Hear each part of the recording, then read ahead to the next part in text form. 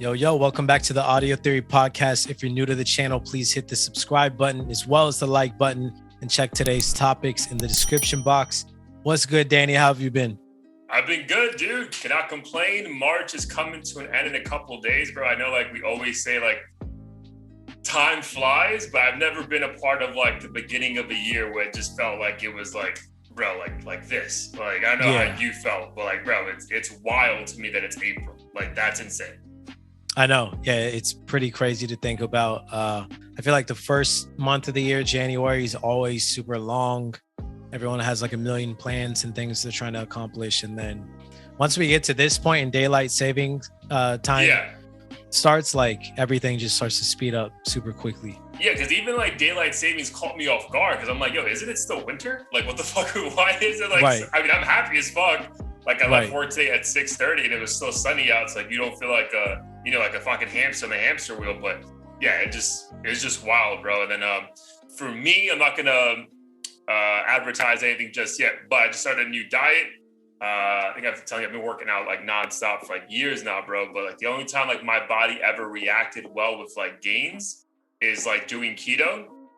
I tried I did some more research, and I guess like I've been eating incorrectly for my blood type. So I found this book, and my aunt was doing it as well, called Eat Right for Your Type. And dude, reading that shit, literally 90% of the shit I've been eating, it's not that I can't eat it, is that my blood doesn't let my body digest it correctly. So, oh, wow. Yeah, bro, wild. Like, yo, dude, because like me eating well is like, dude, instead of like, I love hummus, right?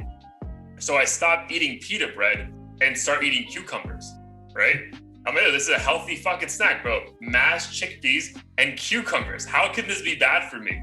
Right. So, bro, my body can't digest cucumbers correctly, and I can't eat garbanzo beans, which is chickpeas. So literally that healthy snack is not hurting me, but not letting me digest other shit properly and just staying there now. So like, I'm like, bro, I should have abs coming from my neck to my knees, like with how hard I go in the gym, and like nothing's fucking working. So I feel happy about this, but I'm on day 2 of it.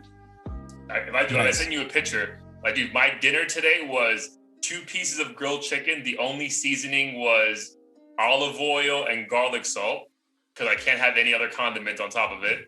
A couple chopped up pineapples and half an avocado.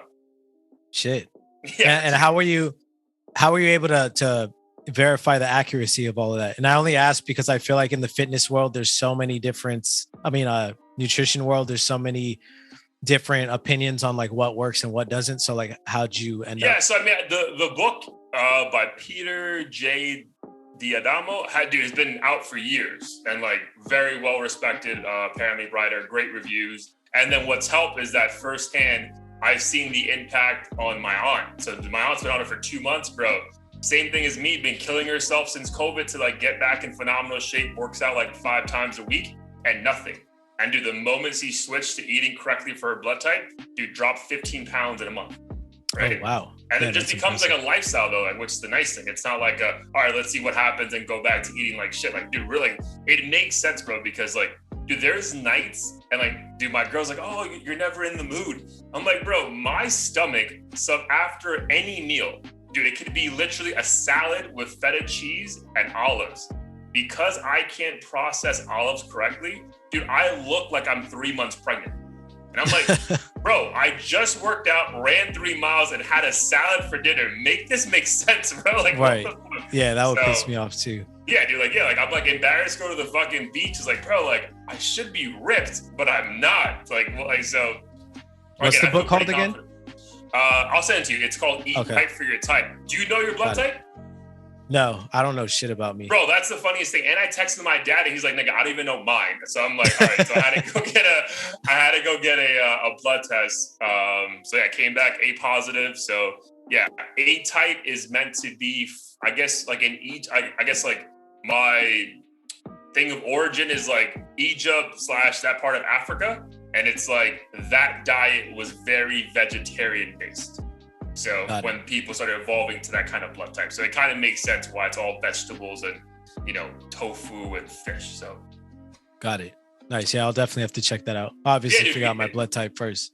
Yeah, but I get like anyone struggling with like losing weight, and you're like, because I hate these fucking gym gurus, bro. They're like, oh, but be in a calorie deficit. I'm like, motherfucker, I've been in a deficit every day for the last 3 years. Nothing is working. There has to be something else besides like just burn more calories. Like that doesn't work, bro. So yeah, again, I'll keep the squad updated. How's life been for you, bro? As Q1 wraps up here. It's been good. Mainly just focusing on like where I want to be with work in the next year or so. Obviously, returning to work in a couple weeks. Can't say how are you feeling about that? I mean, I think I'm always like resistant to change in routine. Sure. Working from home was like one of the few changes where I'm like, this is actually kind of cool because in my head, I mean, for those who don't know, like I'm in the online space, marketing space, and a lot of that stuff obviously takes place online. So ever since I started my career, I've always been like, why do I need to be here every single day? Or at all for that matter sometimes. And think about the other thing, that's cut you off, the other things you've been able to do and still be productive at your job. You know what I mean? Like, exactly. And I think that's what's crazy too, is like being able to proactively do so many other things. It could be as simple as like going to the gym in the middle of the day, cooking a meal for myself, like all those little things that I didn't take for granted and now can no longer do when work starts up. And also like our office isn't the most inviting, like fun place. I know a lot of companies do that in order to keep people there. Like they'll have all sorts of cool, snacks in like a dining room and everything. And we don't really have much. So there's not really that much of an incentive to go. Oh, are you going to be going? That's also, we're not going to name your company's name, but are you going to the main campus or this is like an off campus? This is like a satellite office, so separate. Got it. Okay, because I would assume the main campus is fucking fire. So, fire. But I mean, it's more strict, as you can imagine, at the main one. So that's why it's like kind of cool to be in like the smaller, got it. Less serious office. But at the same time, again, I'm just so used to this lifestyle of flexibility that it's really hard for me to go back. So I'm hoping at some point they loosen up. I don't think anyone is really happy about having a rigid schedule again, but we'll see how things go. Obviously, I'll adjust to it eventually, but it's just sure. Kind of annoying. Yeah, I mean, and Omicron cases are popping up here and there, so hopefully, like, you know what, just shut it down. We'll try again. I know. Selfishly, I'm like, if COVID does come back, I hope the biggest thing that happens is work from home becomes a thing again for everybody. Right, because I feel like offices have to, like, so for example, like in my company, they stopped the whole forcing it because they're redoing all our floors to make it like a WeWork space. So, because like, I mean, our office, bro, like, I mean, most offices, they want to get as many people in, right? So like everyone's on top of each other. So they're trying to redo that to force it next year. So at your place, is it going to be like cubicles? Are there like how does it work? Yeah, it's kind of like cubicle style, which is kind of disappointing being in the Bay Area. I was under the assumption that these tech companies would have a more exciting layout, but it's kind of like a stoic traditional cubicle type setup. And at home, like I'm looking at my setup right now, I'm looking at 4 monitors. And I got like fancy lights and stuff, like everything I need to make me feel productive. It's gonna be hard for me to recreate that there without like basically investing in all that shit myself or bringing it in. Like I don't want to have to do all that. And then as of right now, though, I think you mentioned before, so my bad for not remembering. How many days a week is going to be once you guys go back? Well, to start, it's a couple of days a week, but then I think eventually 3, pretty quickly 3. So by May, I think 3. So yeah, I mean, better than 0 days off, or from home, but at the same time, I enjoy those moments where I can be like, hey, I'm going to go to LA for a week or your hood for a week or whatever the case is. Yeah. And you brought up like they'll allow you to work from remote, but it's like, why should I ask if I've already been doing it for 2 years with no issues? Right. Like, yeah. That's my thing. Like my company's doing that too, bro. They're like, oh, we're going to know from your VPN, so be proactive. It's like, or you can just let me do what I've been doing for 2 years and no one said anything before. You know what I mean? Right. Exactly. And I get it. Like, I know it would be a myth to say like some people don't quote unquote abuse it a little bit here and there. Like, I'm sure there's some people that don't wake up and start work right at 9 or people who log off at 4 instead of 5. Like, I'm sure that shit happens all the time, but I honestly don't think less work is really getting done by most people. Right. Like, you can tell. Yeah, you can't tell, bro. I even myself, like, and it's wild because we've literally hit the 2-year mark of doing this shit from home. Like, I still get anxiety when I'm getting a Teams call and I'm not at my desk. Like, I'm like, bro, I gotta get this shit done. Because like, at the end of the day, it is a privilege compared to what we're used to. So I'm always like, yo, I'm not gonna fuck this up by working less. Like, if anything, I try to like get more done. Maybe it takes me an hour more because I can like, you said go to the gym midday, or I can make lunch at home or something, but the work still gets done. So that's why, especially dude, people in your space is like, what meetings are we having that we can't do it being a Zoom? You know what I mean? Like, what synergy do we really need? So I can see why you're stressed about it, but I'm sure it'll be fine, bro. Like, I'm sure you'll get used to the hybrid or something, and God knows we're gonna be doing it a year from now. Yeah, for sure. Yeah, I'm just taking it a day at a time. Like, I don't know what the future holds in 2 years or whatever, but for now, I appreciate at least some flexibility, which I'll be getting. So that's fine. Yeah, dude, we can you can drop like a viral song in like 6 months. We can drop a viral episode like the editing. Like, so much shit can happen. So it's just like, bro, like, right. But I think that video you sent me from your cousin, like the one day by day, like, oh no, he sent me another video, but like, just like the idea, like, yeah, I've been reading a lot of other things, like just going day by day. Like, that honestly helped, dude. What's wild is that actually helped me get through Q1 of this year. Cause I don't know if I told you online or offline, but like, dude, January, I was just very much in my head about like, what's going to go wrong this year? Like, that was like my overwhelming thought. And then once it got to mid-January, I was like, bro, like, you're too stressed out. Like, let's just fucking have a good Wednesday. You know what I mean? And then have a good Thursday. And like, that really helped me just like fucking breathe, bro. So it sounds corny as fuck, but it's almost like the most simple advice is like there for a reason. Cause like, bro, it sometimes this shit's like way overcomplicated for no reason. Oh, hell yeah. I mean, even before we started this podcast, I was stressed out about some work shit that isn't really that serious in the grand scheme of things. But in my head, I'm like, I need to answer this email. Otherwise, this person's going to think this and I didn't send this in time or whatever. And I just sat there. I'm like, this does not matter. Nothing bad is going to happen. No. Just like enjoy the next hour and deal with it later. Like, it's not that serious. 100%, dude. 100%. So yeah, we'll figure it out, bro. But again, it'll be at least you have 2 weeks to enjoy it. Are you gonna do anything like fun in these 2 weeks? Gonna go away real quick or do anything? Or I was thinking so, but like with the flight prices and like, bro, I was like, do I really want to squeeze in another trip? I have my cousin's wedding in a few weeks, so I'm like, fuck it. Like, there's not. If I have to sit there and like force myself to figure out something to do, then it's just, I don't want to do it. Dude, these flights are wild, bro. Like I'm waiting for like the war to settle down because I got a big family trip in July to Italy, and bro, that shit went up like $500. Shit. Like, the moment fuel got crazy. And dude, so funny, I mean, it's about Coachella, so we're gonna talk about it more. But dude, I was panicking because I bought these tickets back in January for my girl's birthday. Like, I'm like, oh, we're going. Bro, but I guess this is the first one back. Like, dude, the hotel, dude, for what we paid when we went for an Airbnb, dude, literally all we could get was a tent. Like, I'm not even exaggerating. The only thing on Airbnb for $250 a night was a fucking tent. So I'm like, yo, we are fucked. Every hotel was sold out, and the rooms that were available were, dude, the lowest price was $620 a night. $620? I'm like, $620 a night. Might as well rent a big ass van or something and sleep in it. Bro, so I lucked out. I just became an Amex member, and I went on their like rewards hotel program. I'm like, dude, if I'm gonna end up spending $620 a night, I might as well get points for it or some shit, right? Yeah. Bro, I found a place right in Palm Springs, like 2 minutes from the shuttle bus, for $230 a night.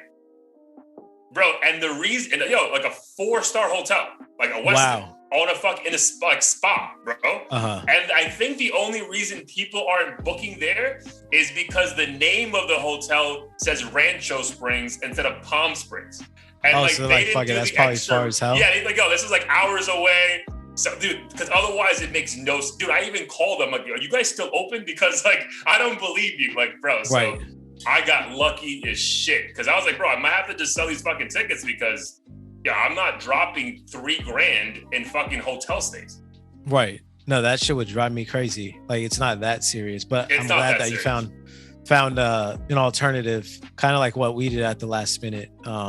I still to this day don't know how that happened, but it sounds like it happened twice in a row for you. Yeah, I got lucky as fuck. And then because of the awards on Amex, and they gave me like one night back, so it ended up being like staying for 4 nights, but only paying for 3, which is fucking fun. Nice. Yes, sir. But let's get into it. Life update, a little bit longer, but always going to catch up, my bro. But biggest thing in fucking the world should be Ukraine and Russia, but it's not. It's Will Smith slapping the shit out of Chris Rock on Sunday at the Oscars. We're recording this Tuesday. So, dude, where do we start, bro? Where do you want to start on this? I guess we could reflect on it like it was some big historical event. Like, where were you when Will Smith slapped Chris? But my girl came storming in the office. Oh, was she watching it live? No, I think she saw it on TikTok or Instagram or something. She's like, Will Smith slapped Chris Rock. And at first, I kid you not, I thought she was talking about The Rock. And that's why I was so eager. I was like, I got to see this shit. There's no way The Rock didn't like fucking fold him up into a ball and like kick his ass. But I was kind of disappointed to find out it was Chris Rock. Cause I'm like, what could they have like been pissed about? Yeah. And when I looked it up, I can't say I was like super shocked. I think, because I mean, at the end of the day, it's like not like there were broken bones or blood or like Chris Rock retaliated or anything. Like none of that happened. So I thought it was less shocking than I may have thought earlier. But I think what was shocking to me was, or most people, was just to see like this symbol of positivity, a clean cut image and everything like get pushed over the edge. And I think it just really goes to show, at least for me, that, you know, these people are regular human beings, and for whatever reason people want to portray them as if they're not, and like they can never have a bad day. Not to say that this is excusable behavior, but I think people idolize these people a little too much, to the point where they're like, oh my God, he did what? Like, I can't believe it. And then, you know, we just cancel them, and then they forever like banish to the cancellation realm, and you don't want to fuck with them anymore. I think that part about it all is kind of odd to me, but yeah, that was kind of how I felt when I first saw it.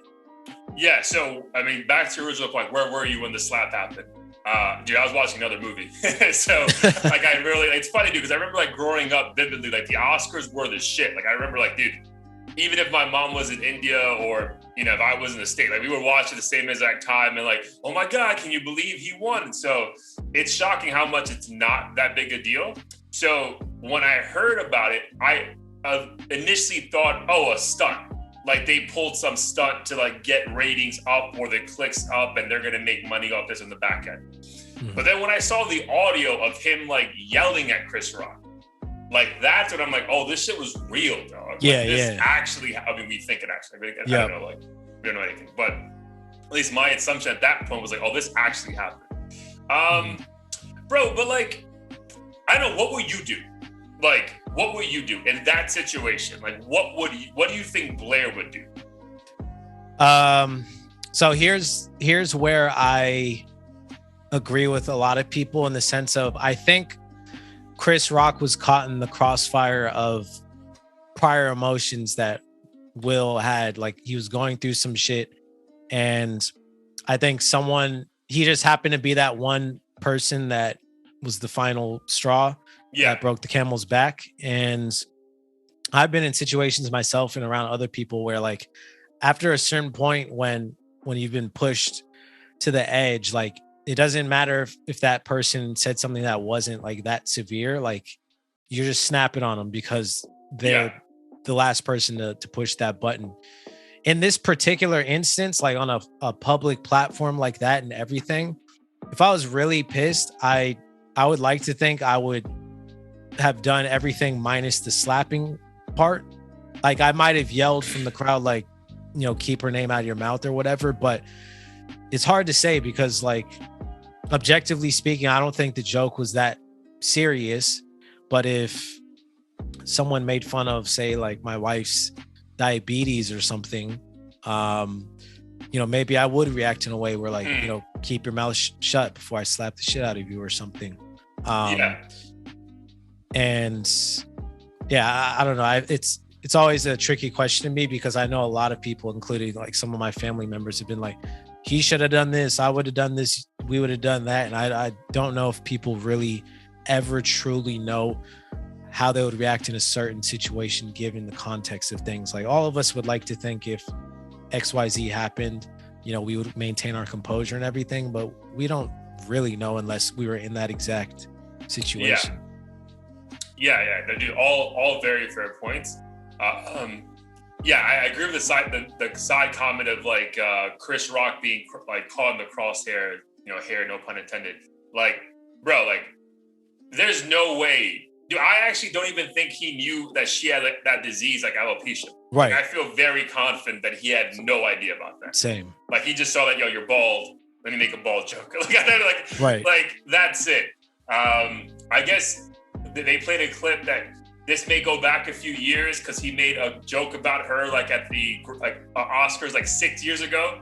Because apparently like she held out from going to the Oscars, and it's like he was like, "What do you mean held out? Like why would you invite her? She never hasn't had a good movie in years." So like shit like that. So like, dude, but I think it really is like Will Smith has been dogged about the entanglement shit for now a year and a half, bro.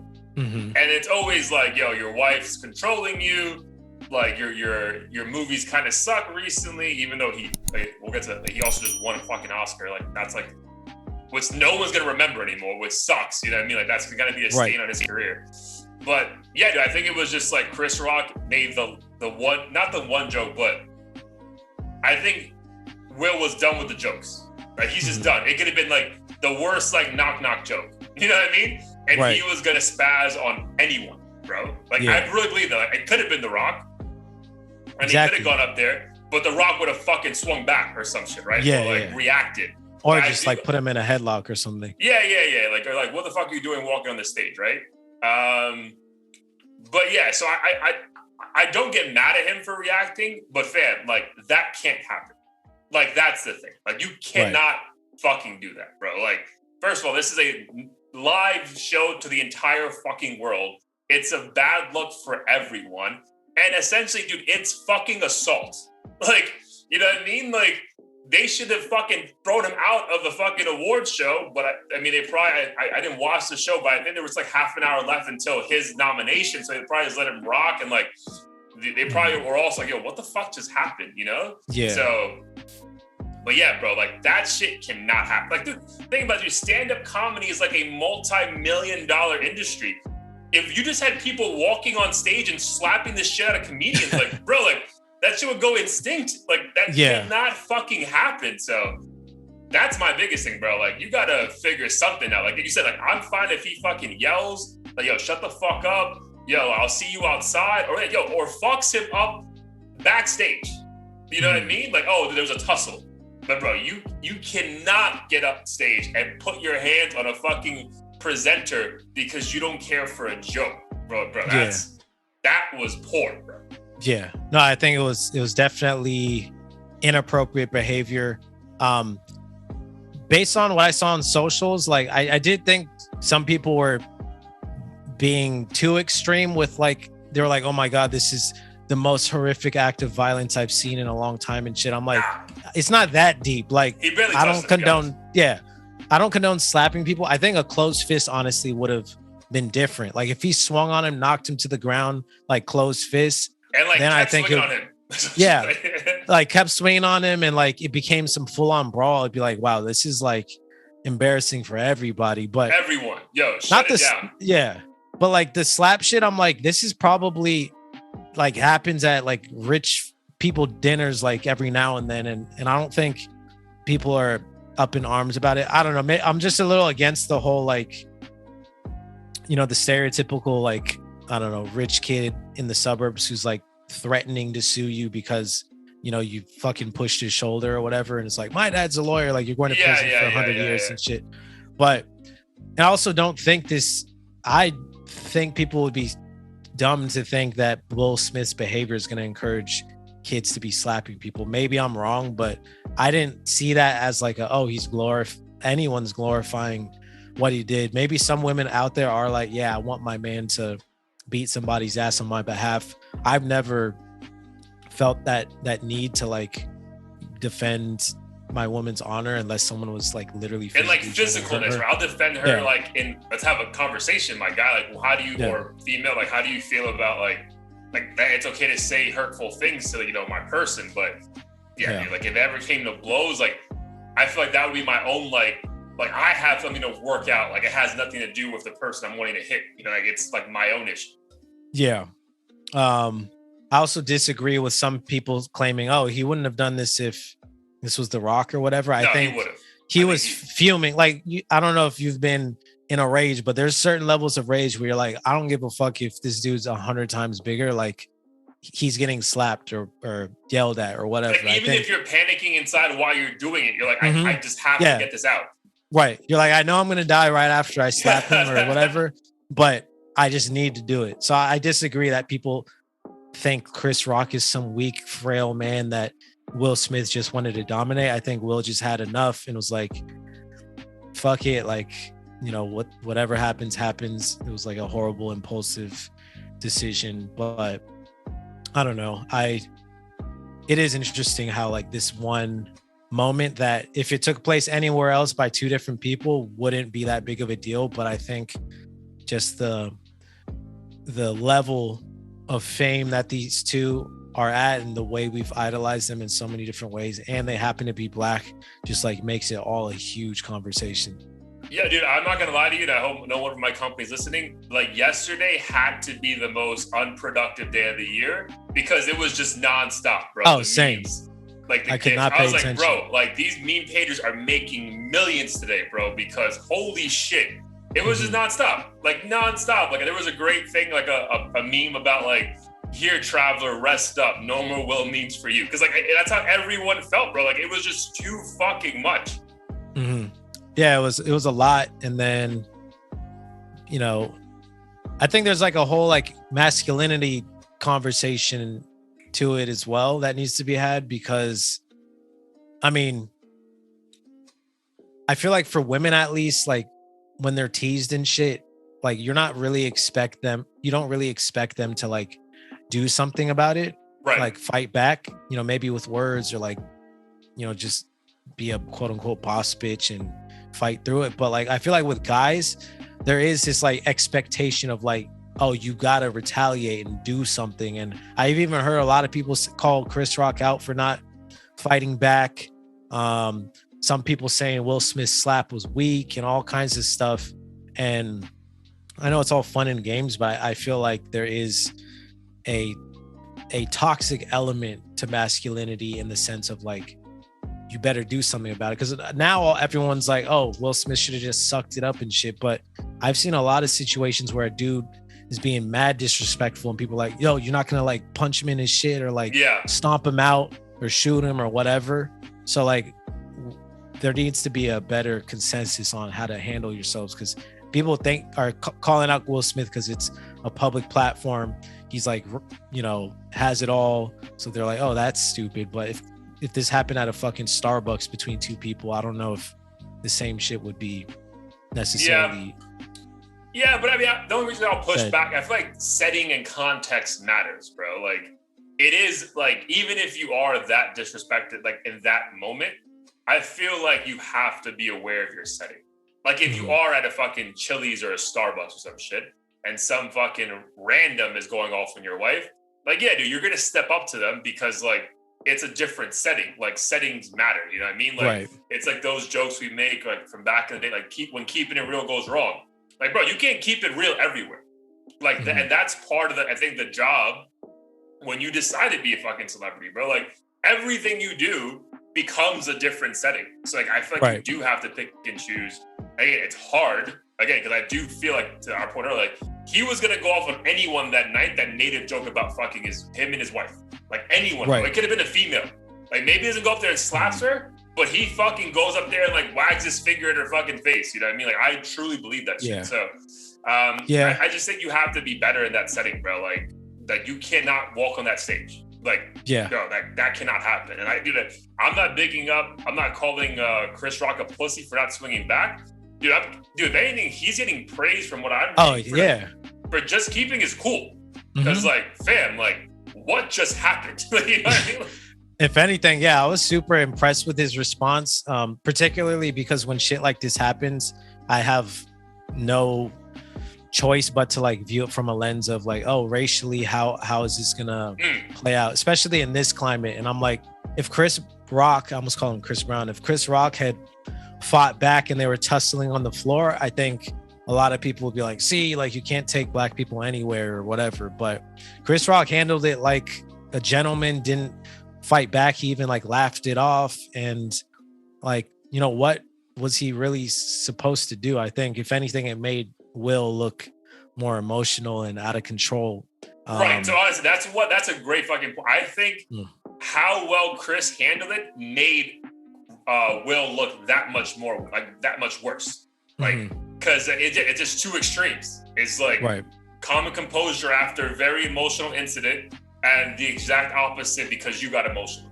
Like it's just massive, like extreme. So that's why I think the backlash against Will is a little bit more aggressive, 48 hours removed. But like, so long term, bro, like he just won an Oscar, right?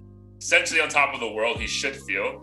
I mean, I really don't think this is gonna last very long, bro. Like I think there'll be like another awards show that they make a joke about it, ironically enough, and then like I see the comments like people like, let's cancel him. Bro, you're not canceling Will Smith. That's the shit that pisses me off. I'm like, you guys want to fucking cancel everyone. Like it reminded me of the Travis Scott situation. And I know like I do my best to not give a shit about what is going on with celebrities, because at the end of the day, like it really doesn't affect us for the most part.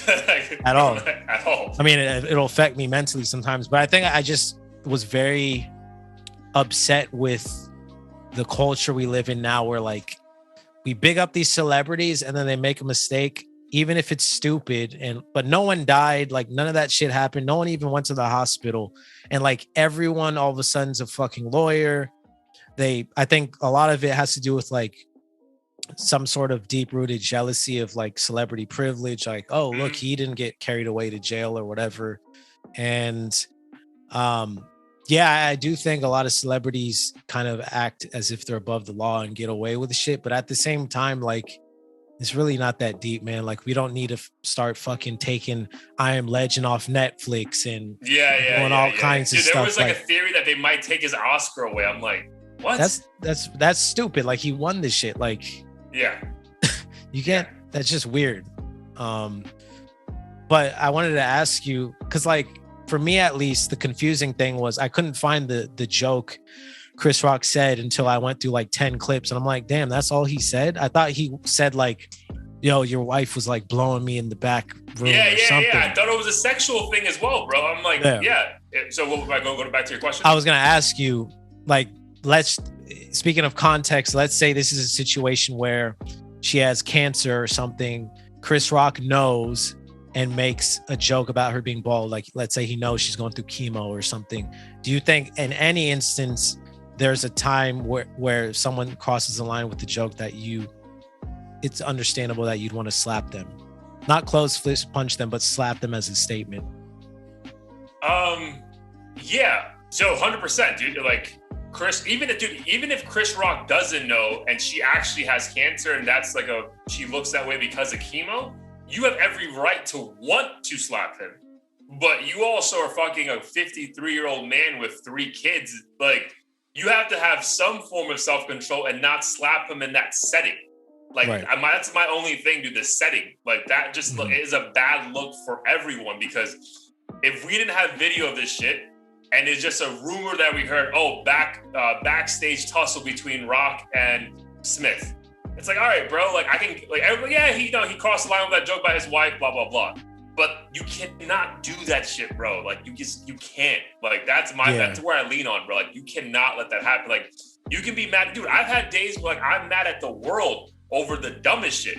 Like, bro, I hold the door for a dude and he didn't say fucking thank you. I'm like, bro, let me catch you next time, dog. Like, you know what I mean? Like the dumbest shit. So like, I get the wanting to fucking slap someone, but bro, like, you can't. Like, my thing is that you can't. Again, and to your point, even if Jada had cancer, still, you can grab her knee and be like, yo, I'm gonna talk to him. You know what I mean? Yeah. As opposed to storm on stage, make the whole fucking thing about yourself, and then apology the next day, bro. And the apology was weak, bro. Like, again, we are all working on ourselves. Like, I get that, you know, and he's a work in progress, dude. We all are. But fam, that doesn't excuse what you did.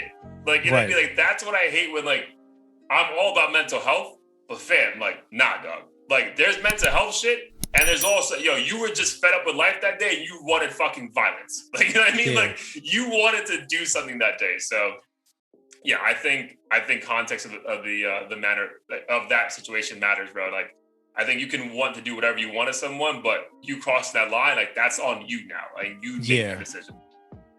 It's always funny too when it comes to the celebrity apologies, because I'm like, I feel like there's no way they can win. Like what can they, especially if they're an actor, because what can they really say? Everyone in the comments is gonna be like, oh, you're lying, you're an actor. Like, how do we believe you? And I feel like unless he's like damn near fucking on a noose, like ready to kill himself, and like the cops are at his house or some shit, like no one's gonna be like, oh, like we believe you or forgive you. Like I really do believe for a lot of people, they're like, I've lost respect for Will and I'll never get it back ever again. And I'm like, that's cap, bro. Damn, Will like Smith is the most beloved man in America. Like right. I'm like, the slap was also, 100% uncalled for, especially because he walked fucking like half a mile to do it. It wasn't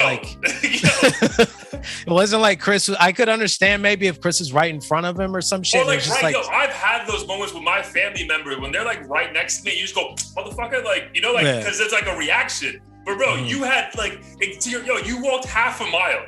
Like, you're telling me like a quarter in, you're not like, let me just walk away. With like fucking 1,000 people behind him and shit too. Like, dude, like, nah, that's why, like, I'm like, yo, it's on you, fam. Like, you need to hold that shit. Like, hold that L for a minute because, no one's canceling Will Smith, dude. Fuck that. Yeah. But I think, like, him, like, owning that shit needs to happen as opposed to, I'm tired of the disrespect. No. That has nothing to do with this, bro. Like, you could be tired of that shit, but you crossing that line on that man is on you. Like, that's on you to figure out. Well, yeah, I did feel bad for Chris Rock. After I watched one of my boys in the group chat was like, yo, how do you discipline your children after they witness you get bitch slapped on national TV? I know. I mean, that's what a lot. See, that goes back to the masculinity thing. It's like no one wants to look like a bitch, so people are willing to do outlandish things to not look like a bitch, and then you end up looking like a bitch anyway. So it's like just one of those battles you can't really win. And I always funny though, like I feel like he is. I mean, cut you off, but I feel like it's funny because like, dude, all his shows are like selling out now because he has a tour. Like he was gonna have a tour coming up while I'm in at Palm Springs, so that's why I'm not going. But like all his shows are selling out now. So then I feel like if you tell your kids like, listen, like if you just control your demeanor and act a certain way, good things will happen to you. You know what I mean? Because like, bro, like. Chris Rock really hasn't done much these last 4 or 5 years. We're being perfectly honest. So this is the most we've spoken about him in a positive light in some fucking years. So, I mean, if he would have swung back, I don't know if we're doing that. So, if anything, I think this is like an easy talk with your kids or friends. Like, bro, like, I stayed calm, I did my job, and like now I'm fucking reaping the benefits. So, yeah. I from what I gathered online, shit for the joke. Like people are like, bro, it was a no joke. Like, I don't think. Well, actually, no, I disagree. I've seen a lot of. I think mostly women say the joke was uncalled for. Like whatever the condition is like, yeah, maybe it doesn't lead to death, but it still like ruins a woman's confidence and mental health, and it was uncalled for, and the whole everyone has a right to free speech and everything, but you also have a right to the consequences type of thing. Basically giving him a little leeway. I don't know if I necessarily 100% agree with that, especially in this case, because I don't think the joke, it's not like he made fun of like a deceased family member or some shit. It was their hair. Yeah, or spoke about what Will's been mad about the most, like their relationship. Like, it's not, he's like, oh, it's shocking to see you here, not with August. Like, that's not what he fucking said. Like, he just made a fucking, like, obvious comment, bro. So, yeah, I don't know. I defend the comedian on this one. Yeah. And they also did, well, maybe more so Jada, put their business out there, which is another reason why I have, like, zero desire to be, like, the biggest ever in anything, really, because I think people think it's glamorous and all fun and games, but, like, the higher you go, like Denzel apparently said to Will, like when you reach those heights, that's like when the devil comes for you and people want to tear you down. Like he's been called a cuck or whatever for the past year or so. And dude, so that's how you interpreted that line? From Denzel? Yeah. Essentially, like I felt like Will was kind of like near peak of his career and like he's, getting the Oscar and everything. And I just feel like he was essentially saying like, you've reached this height and that's when people are going to tear you down. Like eventually they're going to try to tear you down. So the way I interpret it, only because like I'm literally in a Bible study plan right now that is like on the devil. So it was just like fun. I even texted my boy when I saw that quote. So the way I interpret, that's what the great thing about like interpreting quotes, like it's just fun to see other people's perspective. Right. The way I interpret that is that when you think shit is sweet, you put your guard down and then you're not on your P's and Q's when it comes to temptation and like the devil whispering in your ear about shit. So I think it was like, so the way I interpret that about Will is like, yeah, dude, I finally won my Oscar. Can't no one fuck with me. And it's like, oh, really? Let me throw a joke at you that fucking wrecks your whole fucking mental psyche. You know what I mean? So that's how I interpreted that line. But again, each their own. Yeah. But because I think I agree with that. Right. I think maybe I didn't clarify clearly enough, but I felt like he was basically saying this event was his like height and this whole situation was like the devil. Yeah, exactly. Yeah. So it's just because I didn't do like thinking back to our own lives, like, I definitely believe in that, bro. Like there's moment you think shit's fucking sweet, bro. I remember like being at church one day, like pre my mom passed, like dude, a couple months, bro. And I remember like even asking myself, like, dude, what do I even need this? Like, like life's good. You know what I mean? Like I'm a good dude. I think church is just for people who fuck up a lot in life and they need to like, and I'm like, I don't even need this shit. And then boom, you know what I mean? And obviously COVID but like, I'm not saying God heard me or the devil heard me and like whatever, but right. It's you remember in those moments, like, yo, you really need to be aware of like everything and on guard because call the devil, evil spirits, the universe, like, I feel like there is like a thing where you need to be fully aware at all times of situations, like have a plan in place because I feel like, you put your guard down in certain situations, regardless of who you are, middle income person in Florida or multi-millionaire actor, like shit can change for you drastically. Yeah, 100%. And I think that's why sometimes I have like trouble celebrating accomplishments, like mostly publicly, just because I know nothing's like for certain and I know anything could change at any time. Maybe less about celebrating and more about like boasting and just like relishing in it too much to the point where like, if things don't go your way, then you feel like the world is collapsing. But I do think there's a healthy way to also appreciate those moments because I don't want it to be a damper either to where I can't enjoy any of those highs either. Nah, dude, I feel like it's gratitude. Like it's just like if you convey gratitude to whoever you believe in, like I feel like that helps you not come across like arrogant, like, oh, I did this shit finally, fuck it, like so right. I get that, but so we'll see how this shit plays out, bro. But I mean, this is the most I've ever thought about an Oscars for close to 5 years. So like the fact that we're even doing this right now and this is the only thing that every podcast and every platform's talking about still is pretty wild, which is why initially I thought it was like a hoax. Like, you know what I mean? Like there's no fucking way this was like a planned event. No one grabbed him. No one kicked him out. Like what? But I think, again, it's Will Smith and no one thinks that's going to happen. So no one grabbed him. But yeah, interesting. But if I had to put all my life savings on it, I think Will Smith will have another movie in a couple years and people will forget about this shit. Oh, 100%. I mean, people mostly forgot about Travis and people actually died and got hurt. Not to say Travis was at all responsible for that, but just the gravity of the situations don't even compare, and people already have moved on there. So I feel like it'll happen here. Yeah, I totally agree, bro. And again, like this is a situation where, again, it just shouldn't have been in that public setting. But if this would have happened in the backstage, I don't think anyone really gives a fuck. But moving on to another big night, allegedly in the industry, the Grammys are this coming week, and they're probably like, yo, how the fuck are we gonna top this event? Like, they're probably like, yo, Kanye, please come through. Right. Like, yo, we take it back, bro. He's exercising his pimp right now as we He's speak. like, yo, we take it back, come through. We're gonna put Skeet right next to you. So, just because, I don't know how they compete with that. And remember, this also is a Grammys where I think The Weeknd is boycotting and Drake is boycotting the event. Like straight up boycotting? I think The Weeknd's boycotting because they fucked him over last year. Oh. And then Drake, remember, like surrendered his nomination. So I don't see him like going to the show. Oh, surrendered his nomination. I was when you said boycott, I'm like, is it a real boycott or is it just like, I don't fuck with them, so I'm not showing up and like, I'm just going to eat pizza instead? Well, I think that's what's going to happen with, I could be wrong, but I think that's what's happening with The Weeknd. Like I don't think he's attending anything because he's still salty about what happened when he hit that album 2 years ago. And then I think, I could be wrong about the Drake part of it, but I feel like he's fully supported The Weeknd when The Weeknd boycotted his shit or like was pissed. And then he removed his own nomination for like album of the year or a rap album of the year. So I feel like, I don't really think you show up to this, bro. Like, I feel like Drake really only cares about like the billboards and like the MTV awards or some shit. Like I don't really think he gives a fuck about the Grammys. Nah.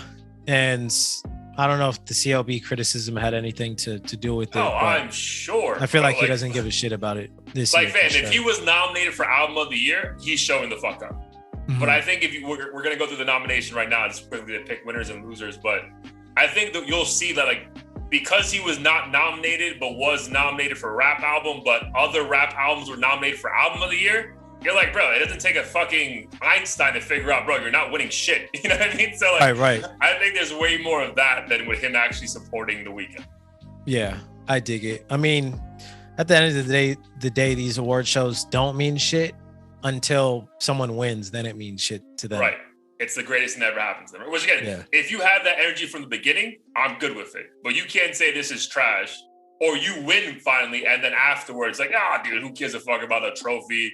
A bunch of have like a big ass speech about that. Boomers in a room about they don't know shit about music. Like, yo, which one is it, that fan? Because your fucking ticket sales went up. I mean, not ticket prices went up like 100% because you won this fucking Grammy like 3 years ago. Mm-hmm. So like, which one is it, dude? Right. Even just saying Grammy, like, what's his name? Grammy nominated. Jack Harlow's Grammy nominated. Like having that shit on your Wikipedia, I'm sure instantly increased his feature price and all of that. Hell yeah, dude. Like imagine like if you were getting small venues in the past and now you can tell venues like, yo, you want me here?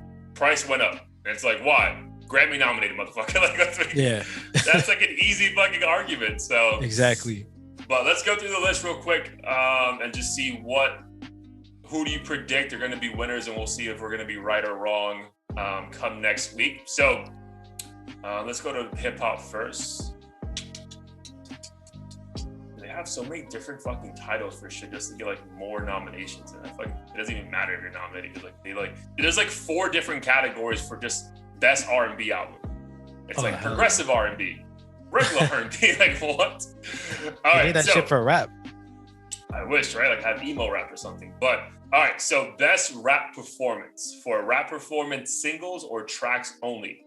Family Ties, Baby Keem featuring Kendrick, Up, Cardi B, My Life, J. Cole featuring 21 Savage, and Thought Shit, Megan Thee Stallion. Jesus.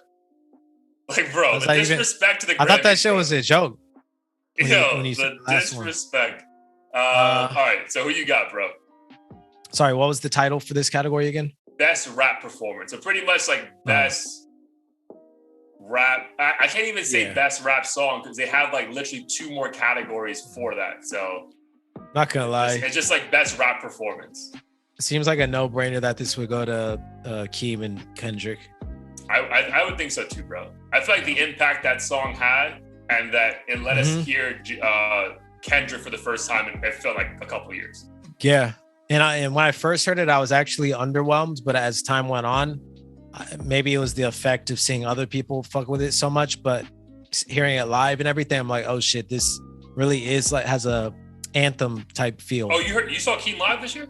I didn't see him live, but when I went to Rolling Loud, like they were blasting it, like I got you. Before, like a DJ or something was doing it, and I was like, oh shit, like this song actually hits different once you hear it a few times. Yeah, dude, I totally agree with that. He actually is going to be at Coachella as of now, so he's actually probably one of the, I'm excited to watch that live, because that's going to be I'm sure he'll be a dope set. All right, I agree with you. We're on the same page for that. Baby Keem featuring Kendrick, Family Ties.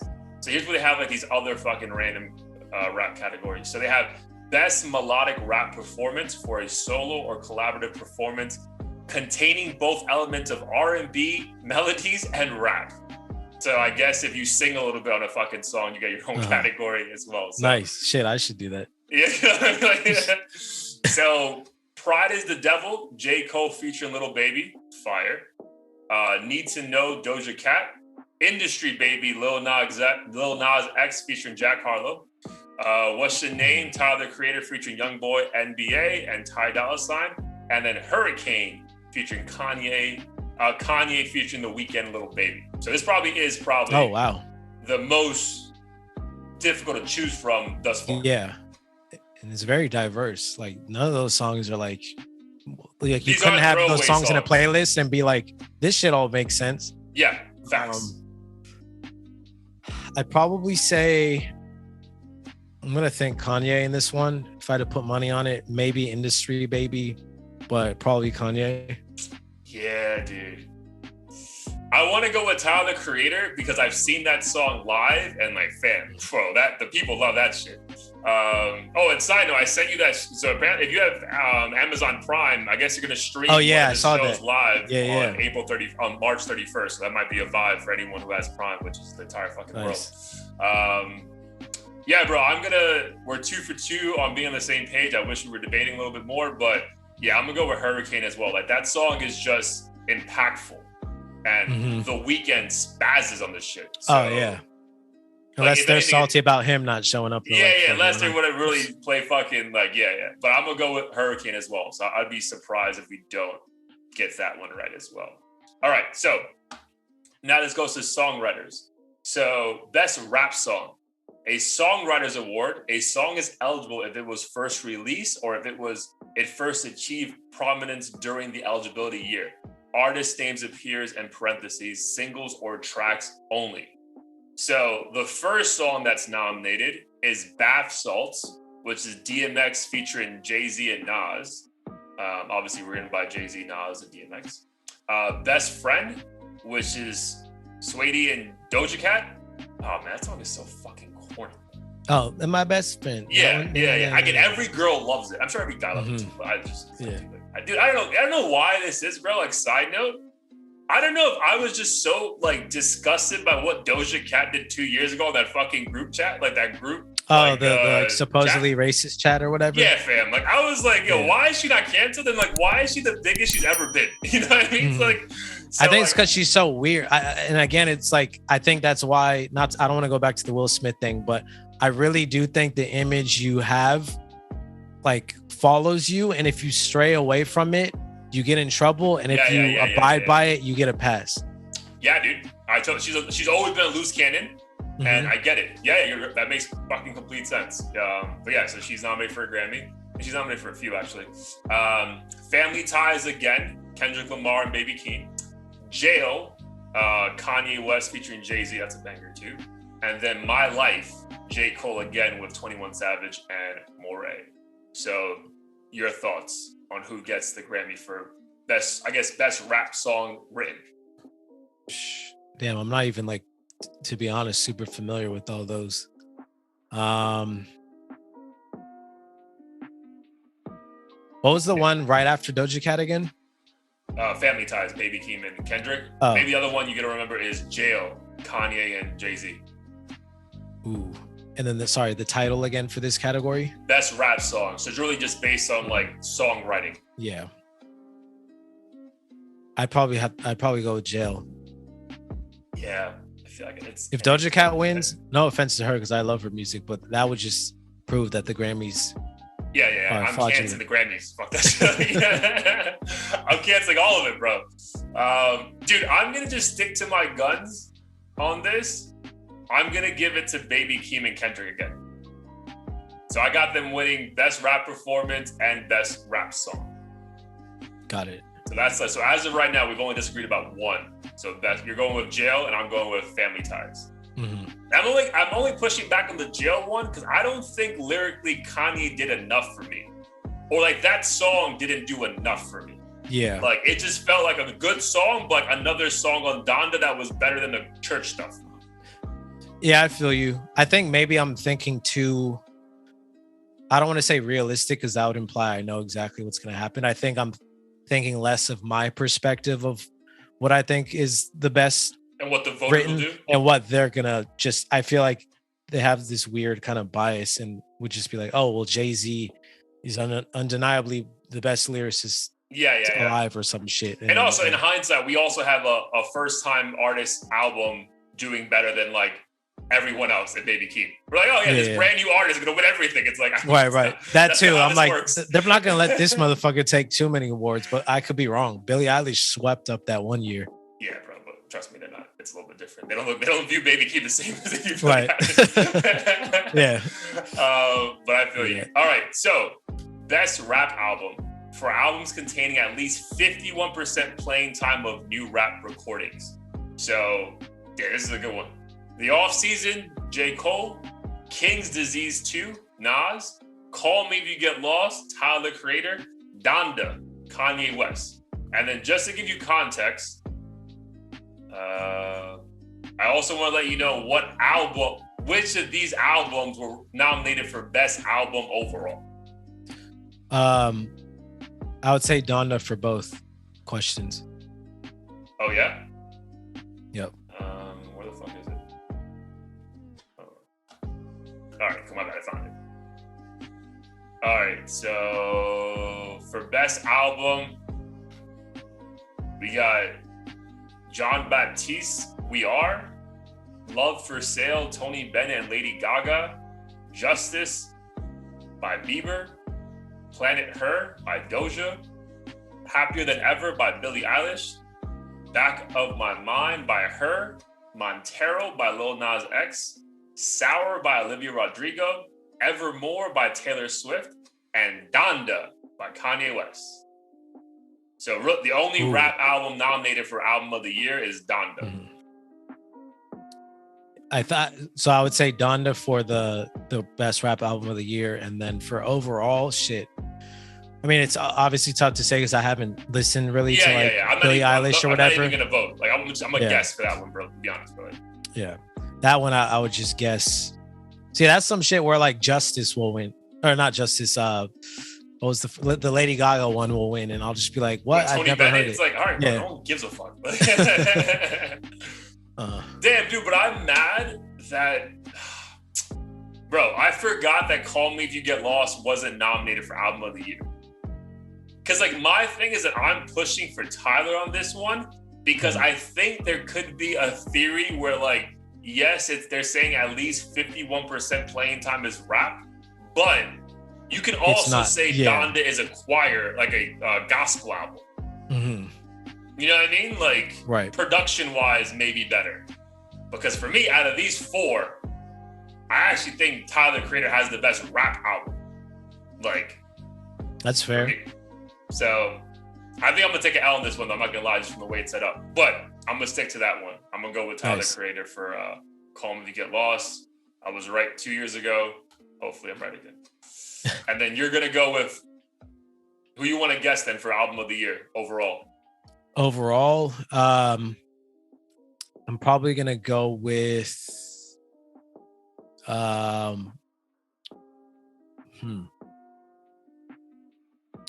who was after Doja again? After Doja was Happier Than Ever, Billie Eilish. Oh, Happier Than Ever, Billie Eilish. Shit. I'm just gonna go with her because I feel like there's some bias towards her, even though I haven't heard the album. And she just won an Oscar for her song on 007. Oh wow. Yeah, I'm just gonna assume she's gonna win it because I mean, not that she's not talented, but she swept so much before, and I know she has like this insane following and fan base. And yeah, I'm not gonna lie to you. I'm actually excited to see her close. I think she's closing Saturday at Coachella. So. Oh wow, nice. Yeah. Just to finally experience it, right? Because I feel like her tickets alone are expensive as fuck. So like, when am I ever gonna go pay for that shit? So. Right. Dude, if I had to take a bet on anything, yeah, dude, I'll go with you. I don't know. I feel like this album didn't have the impact though, just from like a online presence. Like I don't feel like anyone was really talking about like, oh, this song was changed my life. It's just all it did. She's super talented. Just fucking nominate her. Bro, I'm gonna take a chance. I'm gonna go with "Sour" by Olivia Rodrigo, only because I heard like one song off this shit, but only because I feel like that album had an impact, whereas all people were talking about for like almost 2.5 months. So, oh wow, I didn't hear one thing about it. Oh, bro, like everywhere, bro. Like it's all they were talking about. Like she's like the emo version of Taylor Swift or something like that. So, yeah, I'll give it to her. Even though again, nice. I haven't listened to one song, but if I were to guess, just the way it's set up, and it's also funny how like Lil Nas X is nominated for this, but they're not Rap Album of the Year. Like, right? Yeah, that is strange. I mean, granted, when I did listen to his album, like it didn't. Was it like a lot of R&B-ish? It was like a lot of like rock and like just shit pop. Like it didn't. There was maybe a handful of songs that sounded like rap, and it was very like Doja Cat-ish, but not even. I would say even Doja Cat shit was a little more rap in a lot of ways. So maybe that's why. I got you. But yeah, we'll look back at this. We'll see if we'll critique ourselves if we get way off. But I think we're actually on the same exact page. But I'm definitely interested to see how the Baby Keem one plays out. Like, are they really going to give it to this brand new artist? You know what I mean? Right. Yeah. Like that is interesting. But right. All right. So, dude, last thing. Let's get into actually Heat of the Week. But then we can bring up some like shit that stood out to us the most album-wise as well. So, episode 102, Heat of the Week. We'll start for you, my man. What is one song that stood out to you, and then also any quick comments on the overall releases last week? For me, I think what stood out, there's actually a handful of new artists singles here. Fire last weekend. But in terms of what stood out, I really enjoyed Buddy's new release. Super Ghetto? Yeah, Super Ghetto.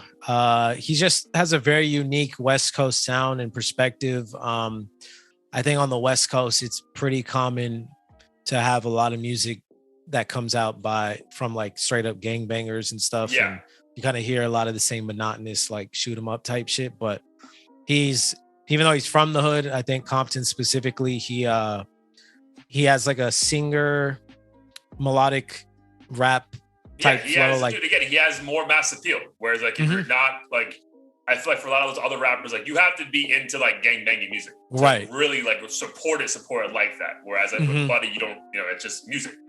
No, yeah, definitely. And he's someone who like do really well at like Coachella, for instance, if he were to perform. And the comparison you made to Mine really hit home when I heard the album, because I was like, oh, this actually sounds like kind of similar. Yeah, and when I thought of that comparison, I think it's. I mean, they both kind of can tap into their singing vocals pretty well, even though it's not like R&B, so to speak. And they have similar like funny, witty lyrics here and there, but then they can get serious too at times. So I think that's where I got that comparison. And I really enjoyed it. I probably prefer some of his earlier stuff, but he's definitely one of those artists that I always check for. Okay. And it's just always impressive how he doesn't follow all the same formula as some of the other guys in his camp, or not camp, but peer group. Got it. So what? So is there a song off that album that's Heat of the Week for you, or? Hoochie Mama I actually really liked. Nice. Not the most deep sentimental song, but that was actually the first song I heard off of it, and I just thought it was super dope. But that was one of my favorites. And Black 2 actually. Yeah, if I was for me off that album, Black 2 was like, because I'm like, this is like very clever way to say something that everyone thinks. Mm-hmm. So shit like that is dope. And that's actually what I try and want to try to do more often is have like a somewhat serious message, but over like a fun beat, not too serious to where it's like preachy and corny, but fun and has a meaning to it. So that's why I like the balance of those two songs. Yeah, totally. And you want me to add both of them to the playlist? Sure. Yeah, I think they're both dope. We'll add that, remove a couple other ones that have been maybe going for a minute, so won't go with the mess up the flow. Dude, for me, just a quick comment on the shit that dropped last weekend. Dude, phenomenal weekend of just music. I Know Nigo was phenomenal. Like, dude, like I really enjoyed that a lot. I even enjoyed, funny enough, I enjoyed the Pusha T song because it didn't have a lot of drug references. So I was like, oh, you can do other shit. Nice. So that was nice. I really enjoyed the Buddy album. Like, again, I mentioned to you, I'm like, yo, let me actually give this a chance because I haven't really sat down and listened to a lot of his shit. But dude, the one for me that stood out the most, which is so surprising, is dude, the Denzel Curry album, Melt My Eyes, See Your Future. Oh man, that's the one I didn't have a chance to hear. Oh my God, bro. I didn't know this dude, which is fucked up. I think he's only 25 or 26. But like, you know, you hear a couple of songs in their career, you're like, all right, like I can fuck with this, like, you know, trap anthem, like Zoo. Like, you know what I mean? Like that's a song you would think like, before listening to this, I'm like, all right, he's gonna stay in this lane and just do shit like that. Bro, not at all, bro. This album is vulnerable, it's funny, but bro, it's just also so cohesive. Like, dude, the messages are like phenomenal, bro. Like, he talks about being molested as a kid, but like the way he says it, it's in a way that doesn't like just make you stop. Like, yo, what the fuck did he just say? Like, it just kind of goes with the flow of the song. So if there was one album to check out to everyone, check out that Denzel Curry album because it is bananas and so well produced.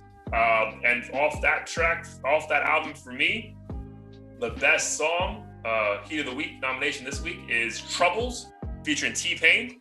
So again, it's cool to have two people who you don't think about like actually being vulnerable on a track doing it. And like also coming off very clever. It's also very upbeat like production. So you're not like, oh, this is weird. You're talking about sad shit over this beat. So Troubles featuring T-Pain, dude, fire, bro. Fire. Nice. So yeah, definitely, dude. If you have some time, next time in the gym, woo, perfect. All right. Yeah. No, he's one of the few big releases that I was anticipating and heard about before. And similar to you, I had only really heard a few bangers here and there. I always knew he was like one of the respected young guys who like very respected, dude. Is like, a real rapper, but like doesn't do the backpacky shit, lyrical miracle stuff. But I felt like I didn't have enough content to work with it. Yeah, like I was just like, I don't know where to go. But now it sounds like he's released something that like everyone is respecting a lot right now. Yeah, which is phenomenal to get because like it's funny. I brought up in one of my group chats from New York, and like we always talk music, and I'm like, yo, this is all for the old heads in this chat. This is like a rap, you know, album. They're like, yeah, we already know about him, bro. We love him. So I was like, oh, that's pretty interesting that he's already like, because dude, he's still so young, but it seems like if he's like your rapper's favorite up and coming rapper in a certain kind of way. Like I feel like he has the admiration that a lot of people kind of had for Mac in a weird way. Like, you know, like Kendrick always co-signed him. Jay-Z always co-signed Mac Miller. You're like, that's weird. Like, I don't really see how you guys even like each other. But it's like, so I think like with Denzel, it's kind of similar. Like everyone fucks with him, but you're not like, but you're so different. Like why? So like, it's cool that he's getting some like love with this release. For sure. Yeah, I'm definitely gonna have to check that out tonight. Yeah, dude. Like, I feel like you won't be disappointed. There's also a song with, he has a bunch of fucking artists on it, but it's called Ain't No Way, bro. Fire. Like it's actually a song right after Troubles. So nice. Right, man. Long episode, but so much going on. Great life updates, just updates in general. And again, we'll next week we'll go over if you were right or wrong about the Grammys. But let's get out of here, bro, and let the people know where they can find us. Yes, sir. Check us at audio-theory.com. New episode every week, as well as the occasional interview. We have a couple talks in the works with some pretty cool guys. So hopefully we get them on soon. But if you're listening and you aren't one of those people, feel free to reach out to us and submit your music and we'll review and see if we can make something happen. Otherwise, we got the Heat of the Week playlist and merch and everything on the website. Again, audio-theory.com. So peep, share, comment, like, subscribe, do all that. And make sure you spread the word. Spread the word, dude. We'll keep putting content out. Appreciate you, bro. Love you. We'll definitely talk soon. Likewise, love you too. Peace. Peace.